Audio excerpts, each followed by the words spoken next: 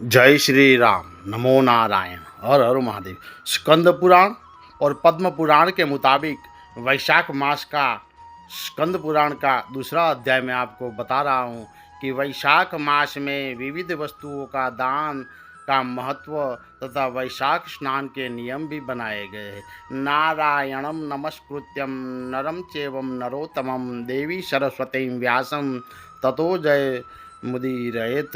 नारद जी कहते हैं कि वैशाख मास में धूप से तपे और थके मंदे ब्राह्मणों को श्रमनाशक सुखद पलंग देकर मनुष्य कभी जन्म मृत्यु आदि के क्लेशों से कष्ट नहीं पाता है। जो वैशाख मास में पहनने के लिए कपड़े और बिछावन देता है, वह सभी जन्मों में सब भोगों से संपन्न हो जाता है और समस्त पापों से रहित हो ब्रह्म निवारण मोक्ष को प्राप्त होता है। जो तिनके की बनी हुई या अन्य खजूर आदि के पत्तों की बनी हुई चटाई दान करता है, उसकी उस चटाई पर साक्षात भगवान विष्णु शयन करते हैं। चटाई देने वाला बैठने और बिछाने आदि में सब ओर से सुखी रहता है। जो सोने के लिए चटाई और कंबल देता है, वह उतने ही मात्र से मुक्त हो जाता है। निंद्रा से दुख का नाश होता है, निंद्रा से थकावट दूर होती है और वह निंद्रा चटाई पर सोने वाले को सुखपूर्वक आती है। धूप से कष्ट पाए हुए श्रेष्ठ ब्राह्मण को जो सूक्ष्मतर वस्त्र दान करता है, वह पूर्ण वायु और परलोक में उत्तम गति को पा लेता है। जो पुरुष ब्राह्मण को फूल और रोली देता है, वह लौकिक भोगों को भोग करके मोक्ष को प्राप्त करता है। जो खस कुश और जल से वसित चंदन देता है, वह सब भोगों में देवताओं की सहायता पाता है तथा उसके पाप और दुख की हानि होकर परमानंद की प्राप्ति होती है। वैशाख के धर्म को जानने वाला जो पुरुष गोरोचन और कस्तूरी का दान करता है, वह तीनों तापों से मुक्त होकर परम शांति को प्राप्त होता है। जो विश्रामशाला बनवाकर प्याऊ सहित ब्राह्मण को दान करता है, वह लोकों का अधिपति होता है।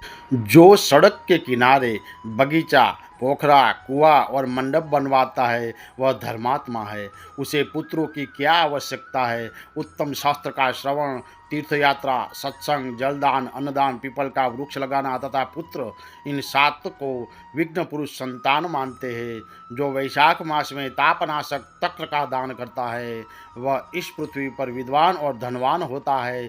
धूप के समय मट्टी के समान कोई दान नहीं, इसलिए रास्ते के थके मंदे ब्राह्मण को मटका देना चाहिए।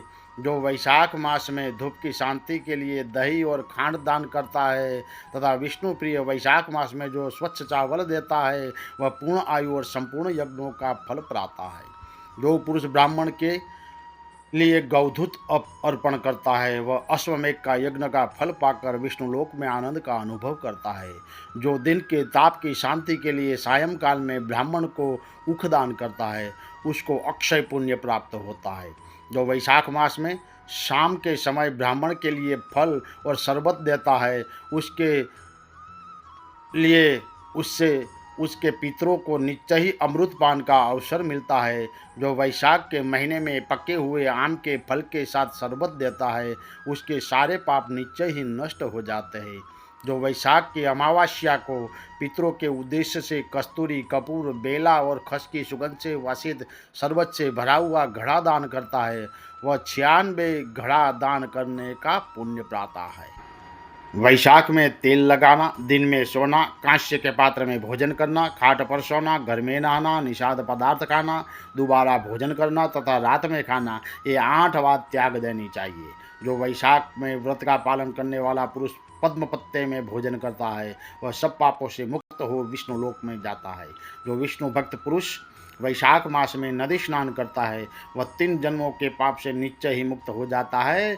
जो प्रातः काल सूर्योदय के समय किसी समुद्रगामी नदी में वैशाख स्नान कर लेता है, वह 7 जन्मों के पाप से तत्काल छूट जाता है।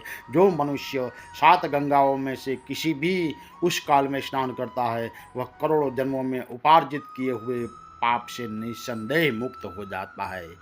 जाह्नवी गंगा, रुद्र गंगा यानी कि गोदावरी, कालिंदी यानी कि यमुना, सरस्वती, कावेरी, नर्मदा और वैणी, ये 7 गंगाएं कही गई है पुराणों में। वैशाख मास आने पर जो प्रातःकाल बावलियों में स्नान करता है उसके महापातकों का नाश हो जाता है। कंद मूल फल शाक नमक गुड़ बैर पत्र जल और तक्र जो सभी वैशाखों में दिया जाए वह सब अक्षय होता है। ब्रह्मा आदि देवता भी बिना दिए हुए कोई वस्तु नहीं पाते। जो दान से हीन है वह निर्धन होता है। अतः सुख की इच्छा रखने वाले पुरुष को वैशाख मास में अवश्य दान करना चाहिए। सूर्यदेव के मेष राशि में स्थित होने पर भगवान विष्णु के उद्देश्य से अवश्य प्रातःकाल स्नान करके भगवान विष्णु की पूजा करनी चाहिए। कोई महिरत नामक एक राजा था जो कामनाओं में आसक्त और अजितेंद्रिय था। वह केवल वैशाख स्नान के सुयोग से स्वतः वैकुंठ धाम को चला गया। वैशाख मास के देवता भगवान मधुसूदन है, अतः एवं वह सफल मास है। वैशाख मास में भगवान की प्रार्थना का मंत्र भी है कि मधुसूदन देवेश वैशाख में सगेरवो प्रातः स्नान करिष्यामि निर्विघ्नी कुरु माधव। वैशाखे में सगे भानु प्रातः स्नान परायण अर्धतेन्द्र प्रदास्यामि गृहाण मधुसूदन। हे मधुसूदन, हे देवेश्वर माधव, मैं मेष राशि में सूर्य के स्थित होने पर वैशाख मास में प्रातः स्नान करूंगा। आप इस निर्विघ्न पूर्ण कीजिए। तत्पश्चात निम्नलिखित मंत्र से अर्घ्य प्रदान करें कि सूर्य के मेष राशि पर स्थित होते रहते हुए वैशाख मास में प्रातः स्नान के नियम में संलग्न होकर मैं आपको अर्घ्य देता हूँ। हे मधुसूदन, इसे ग्रहण करिए। इस प्रकार अर्घ्य समर्पण करके स्नान करें, फिर वस्त्रों को पहनकर संध्या तर्पण आदि सब कर्मों को पूरा करके वैशाख मास में विकसित होने वाले पुष्पों से भगवान विष्णु की पूजा करें। उसके बाद वैशाख मास के महात्मा को सूचित करने वाली भगवान विष्णु की कथा सुने। ऐसा करने से कोटि जन्मों के पाप से मुक्त होकर मनुष्य मोक्ष को प्राप्त होता है। यह शरीर अपने अधीन है, जल भी अपने अधीन है, साथ ही अपनी जीवा भी अपने वश में है। अतः इस स्वाधीन शरीर से स्वाधीन जल में स्नान करके स्वाधीन जिह्वा से हरि इन दो अक्षरों का उच्चारण करे। जो वैशाख मास में तुलसी दल से भगवान विष्णु की पूजा करते हैं वह विष्णु की सायुज मुक्ति को पाता है। अतः उनके प्रकार के भक्ति मार्ग से तथा भक्ति और भाव से व्रतों द्वारा भगवान विष्णु की सेवा तथा उनके सगुण या निर्गुण स्वरूप का अनन्य चित्त से ध्यान धरना चाहिए। दिवास पापम तथा वैकाश्यम भोजनम खटवा निंद्रा गृहिण्या स्नानम निषद्ध च भक्षणम वैशाखे वर्जदष्टो दिवक्तम नक्त भोजनम। ये स्कंद पुराण का दूसरा अध्याय समाप्त हुआ। जय श्री राम। नमो नारायण। हर हर महादेव।